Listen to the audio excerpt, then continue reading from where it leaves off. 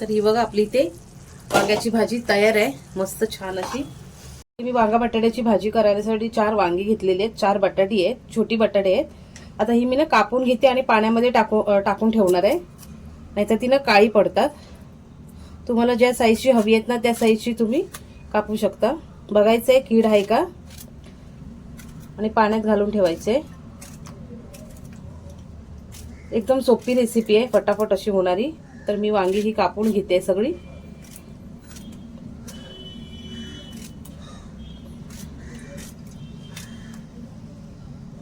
इथे ना आपण फोडणीला घालून घेऊया।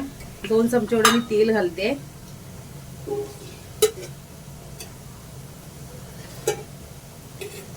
दोन ते 3 चमचे तेल ना खूप लागतं तसं। कांदा टोमॅटो व्यवस्थित परतवून घ्यायचं आपल्याला। पहिली मी मोहरी घालते फोडणीला। तेल चांगलं तापलं की मोहरी घालायची आपल्याला। मोहरी घातली आहे मी, राई चांगली तडतडली की कढीपत्ता घालायचा आहे। त्यानंतर आपल्याला कांदा आणि टोमॅटो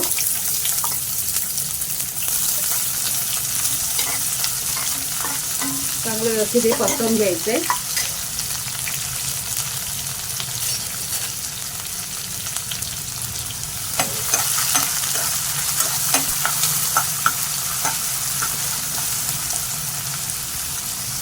इथे मी मालवणी वाटप टाकते, जे मी सुक्या खोबऱ्याचं करून ठेवलेलं। ते हे सुक्या खोबऱ्याचं केलेलं म्हणून ते असं काळपट वाटतंय थोडं, कारण मी ना सुका खोबऱ्याच्या वाट्या आहेत ना त्या मी भाजलेल्या गॅसवरती आणि नंतर त्याचं केलेलं, ते पण छान लागतं ते।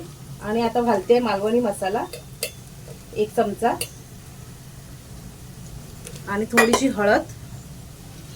ओल्या खोबऱ्याचं पण वाटप करू शकता तुम्ही। ओल्या खोबऱ्याच्या वाटणाची रेसिपी आहे माझ्या चॅनलवरती, ती तुम्ही पाहू शकता। आता हे चांगलं परतवायचं आहे व्यवस्थित आणि त्यामध्ये आता टाकायचे आपल्याला वांगा आणि बटाटा।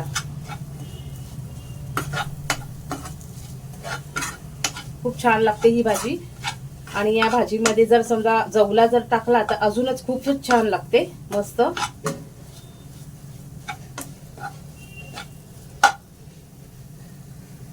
वांगा बटाटा टाकते आता यामध्ये।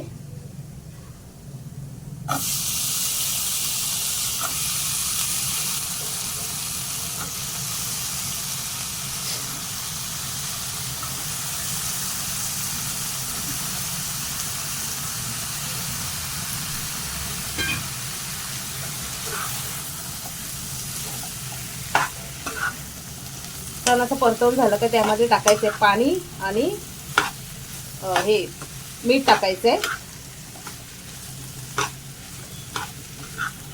2 मिनिट असं परतवायचंय छान असं। झाकण मारून ठेवते मीठ टाकून थोडंसं, नंतर मी पाणी टाकणार आहे।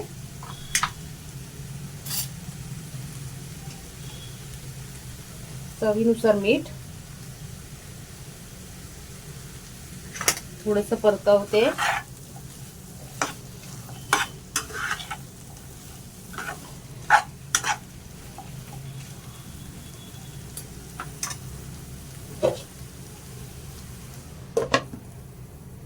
झाकण मारून ठेवते 5 मिनिटं। आता पाणी घालते यामध्ये आणि चांगलं शिजवायचंय 10 मिनिटं, वांगी बटाटा शिजेपर्यंत।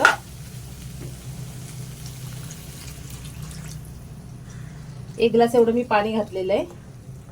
तुम्हाला जेवढं थपथपीत हवं आहे ना, आता वांगी आणि बटाटे छान अशी शिजायला द्यायची आहे। जेवढं तुम्हाला हवं आहे थपथपीत तेवढं तुम्ही पाणी घालू शकता, ग्रेव्ही जेवढी हवी आहे तेवढी।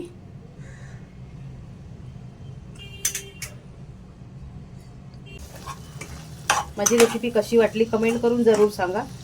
थोडी जरी आवडली असेल तर लाईक करा, शेअर करा आणि सबस्क्राईब करा। खूप छान चवीला होते, मस्त अशी। आता मी थोडीशी कोथिंबीर घालणार आहे याच्यामध्ये, थोडी म्हणजे भरपूर घातली तरी चालेल। आता अशी भरपूर कोथिंबीर येते, तर ही कोथिंबीर घालते मी। भाताबरोबर भाकरी बरोबर खूप छान लागते, चपाती बरोबर टिफिनला पण देऊ शकता तुम्ही भाजी।